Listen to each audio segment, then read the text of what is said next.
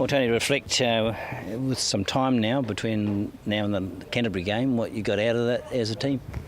Yeah, just always good to get your first hit out of the way and get some contact and try and put all what you've been doing pre-season into action and see how it goes. It always appears that very first warm-up game is like an opposed training run. Is it more than that? Oh no, definitely more than that. There's a lot of competition for spots, and both teams want to obviously win and perform well, even though it is pre-season. It felt for the Crusaders losing two players so severely. Any knocks and bruises that concerned you after that? We got through the game pretty well, and obviously with Willie breaking his leg and one of their wingers breaking his arm, so very unlucky for them and a bit of a bummer for their season, but it's just footy really at the end of the day. Oh, looking ahead now, you've got a couple of games in Australia.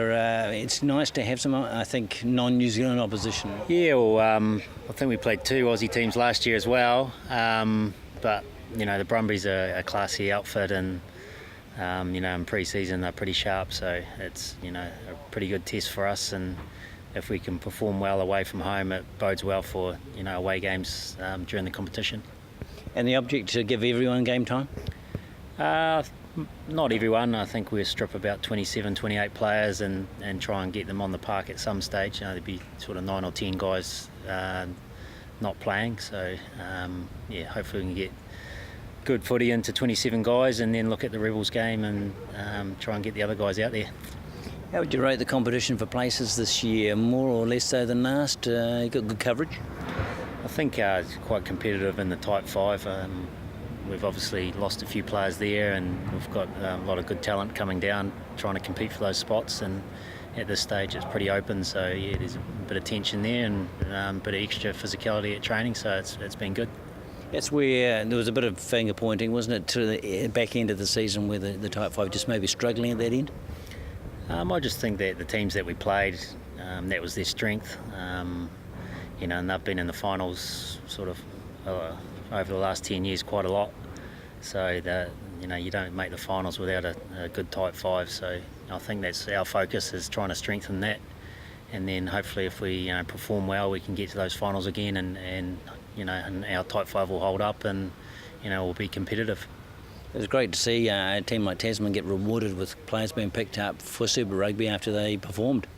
Yeah, they're sort of a bit of a feeder team for the Highlanders now, so they've missed Canterbury and just come down south, so it's good to see, and they've got a good coaching team up there, and attracting a lot of good players, and as long as the Highlanders can keep the Tasman boys down here, we'll be pretty happy. And they bring a good camaraderie, don't they? Because I get the impression that they get on, and that's part of their success. Oh, definitely. They've got some great leaders in Shane Christie and Joe Wheeler. Good team culture is normally driven by the leaders, and those two guys are a testament to that. I'm just thinking back to last year, you had a couple of surprise factors in the back line. Whakatoa and Buckman were guys that perhaps weren't suspected to be superstars, but turned out to be.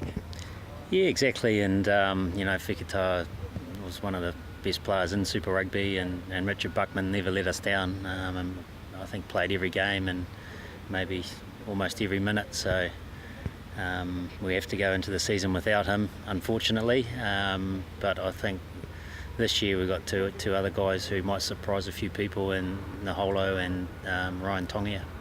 Is it going to be tough for Whakatoa, because they say the second season in, everyone knows you, they're looking for you, and especially him having that X factor, it's going to be hard for him to make the same impression? I think it probably will be, but he's a very competitive person and works really hard on his game, so I'm not sure if he can make the same impression, but I think he can play at the same standard, and I think everyone will be looking out for him, but hopefully that frees up space for everyone else. And the draw, I like it from a supporter's point of view, lots of games at home to start with. Do you like it as a training unit that gives you a chance to get some points on the board where you should? Yeah, I think, as a coach, you sort of look at the draw and you just try and plan as best as you can around what you get, and that's all we've done, is tried to plan around that, and hopefully it works out for us. Because it gives you some momentum and there's some stability and not having too much travel. That must be good for team unity and bonding. Yeah, I think so, and hopefully, with the students in town, we get a lot of great support as well, and we can get some momentum, play some good footy, and get some big crowds at the stadium, and I'll set us up well. I know it's still early pre-season, but you think the team's a little more advanced now than this time last year? I think so. I think we've trained better, and I think we've got a better squad. So for us, it's pretty exciting as coaches. I'd have to say perhaps one of the most even spread of talent in the squad. Would that be fair? Yeah, I think so. I think obviously our backs performed really well last year, and I just think that we've got we've bolstered our forward pack, and there's a lot of exciting guys in there now as well. So it's looking pretty good for a successful season. And now that you're sort of full-time coaching here, your target's gone, it's enabled you to fully focus on the club? Yeah, it's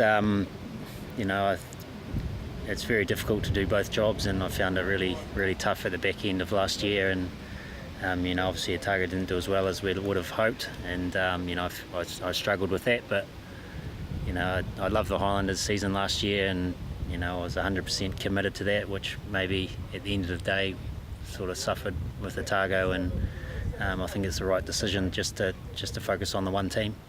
And just looking at those early games, All Blacks are available for the start of the season for you?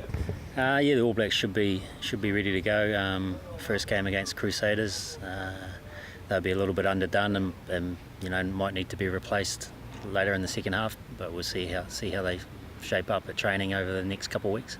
And you like the Crusaders first step because they have that tradition of being a little bit vulnerable early, and they're All Blacks, but a doubt about some of them playing. I just think it's an exciting game for us at the stadium against the Crusaders, and last year was one of the best games of Super Rugby for the public to watch, so it should be a cracker, and we'll be trying our best to perform well and take the game. Good luck on all. Cheers, mate.